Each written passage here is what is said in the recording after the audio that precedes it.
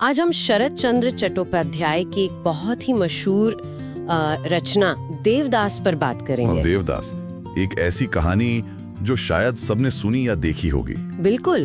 और हमारे पास जो स्रोत हैं वो सिर्फ कहानी नहीं बताते, बल्कि उसके पीछे के मतलब, वो प्रेम, सामाजिक दबाव और आत्मविनाश की बातें, उन पर रोशनी डालते हैं। हाँ, ये समझना जरूरी है कि ये सिर्फ एक लव स्टोरी से कहीं ज्यादा है। तो चलिए देखते हैं ये स्रोत हमें देवदास, पारो, चंद्रमुखी की इस दुनिया के बारे में क्या गहरी बातें समझाते हैं। कहानी शुरू होती है, हम सब जानते हैं, तालसोनापुर गांव से। हाँ। जमींदार का बेटा देवदास और पड़ोस की पारो, बचपन की दोस्ती जो प्यार में बदल गई। हाँ, लेकिन ये बचपन का प्यार ही आगे की कहानी की नींव रखता है। यही से वो सामाजिक दिक्कतें भी शुरू होती हैं। सही कहा। ये सिर्फ एक लड़का लड़की का प्यार नहीं था, इसमें वो सामाजिक ऊंच नीच, हैसियत का अंतर, वो सब शुरुआत से ही था। बिल्कुल।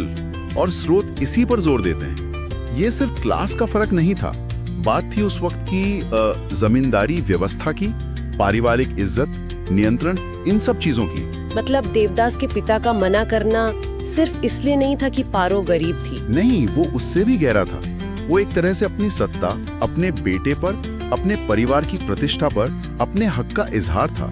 उस समाज में ये आम बात थी। और फिर देवदास कैलकाटा से लौटता है, वो जो हिचकिचाता है, फैसला नहीं ले पाता, वो सिर्फ डर नहीं लगता है ना। हाँ, स्रोत बताते हैं कि वो एक किस्म का, क्या कहें, फैसला न कर पाने की स्थिति थी, डिसीजन पैरालिसिस। परिवार की बात माने या अपने प्यार की सुने, इसी में उलझ गया वो। हाँ, और शायद उसमें वो हिम्मत ही नहीं थी या इच्छा ही नहीं थी कि वो विद्रोह करे। और इसी का नतीजा पारो का वो फैसला। हाँ, पारो का एक अमीर विधुर से शादी करना। इसे लोग अक्सर कहते हैं कि उसने आत्मसम्मान दिखाया, मजबूती दिखाई, पर क्या ये इतना सीधा था? शायद नहीं। कुछ स्रोत इशारा करते हैं कि ये उस वक्त उसके पास जो बहुत कम रास्ते थे, उनमें से एक चुनकर अपनी मर्जी जताने का तरीका था। भले ही वो रास्ता दुख और समझौते का था। हाँ, उसने देवदास की निष्क्रियता का जवाब अपनी सक्रियता से दिया, ऐसा कह सकते हैं। और जब देवदास को पारो की शादी की खबर मिलती है, हाँ। वो तो जैसे टूटी जाता है पूरी तरह। हाँ, वो सिर्फ दिल टूटना नहीं था, शायद उसका पूरा वजूद हिल गया था। और यहीं से वो शराब, चुन्नी बाबू की सोहबत और फिर कोठे तक का सफर। हाँ, आत्मविनाश का रास्ता। और यहीं इसकी मुलाकात चंद्रमुखी से होती है। चंद्रमुखी, उसका किरदार भी बहुत अहम है। बहुत अहम। स्रोत बताते हैं कि वो सिर्फ एक हमदर्दी रखने वाली औरत नहीं थी, उसका जो निस्वार्थ प्रेम था ना, हाँ, वो देवदास के अंदर के अपराध बोध को शायद और गहरा कर देता था। अच्छा, कैसे? वो उसे एक आईना दिखाती थी। उस आईने में देवदास को अपना खोखलापन, पारो के साथ जो उसने किया, वो और साफ नजर आता था। इसीलिए वो उसके सहारे को भी पूरी तरह अपना नहीं पाया शायद। हाँ, ऐसा लगता है। वो पूरी तरह पारो की यादों और उस अपराध बोध में डूबा हुआ था।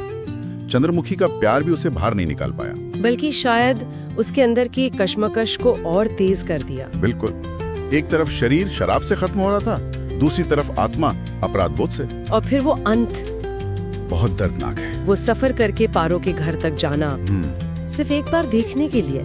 ये सिर्फ एक रोमांटिक इच्छा लगती है, पर क्या ये उससे ज्यादा कुछ था? स्रोत इसे थोड़ा अलग नजरिए से देखते हैं। वो कहते हैं ये शायद देवदास की एक आखिरी हताश कोशिश थी, अपने गुनाहों से, अपनी भूल से एक तरह की माफी मांगने की या उसे स्वीकार करने की। और फिर वो दरवाजा बंद मिलता है। हाँ, पारो भागकर आती भी है, पर घर वाले उसे बाहर नहीं निकलने देते। वही समाज जिसने उन्हें मिलने नहीं दिया, वो आखिरी बार देखने भी नहीं देता। कितना सिंबॉलिक है ये। सही कहा, वो बंद दरवाजा उस पूरे सामाजिक ढांचे का प्रतीक है जिसने देवदास को कहीं का नहीं छोड़ा और आखिर में उसे निगल लिया। तो देवदास की कहानी सिर्फ एक नाकाम इश्क की कहानी नहीं है, ये उस इंसान के अंदरूनी तौर पे टूटने की कहानी है, जो सामाजिक दबाव और अपनी कमजोरियों में ऐसा फंसा कि खुद को ही मिटा दिया।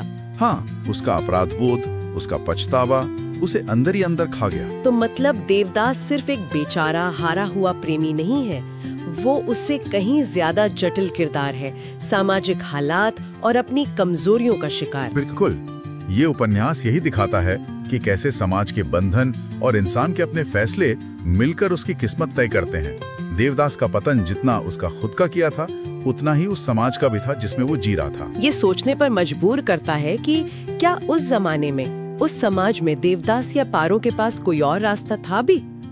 मुश्किल सवाल है, शायद बहुत कम। और आज के वक्त में भी दबाव भले ही अलग हो, लेकिन क्या हम अपनी जिंदगी के ऐसे बंद दरवाजों को पहचान पाते हैं? ये सोचने वाली बात है।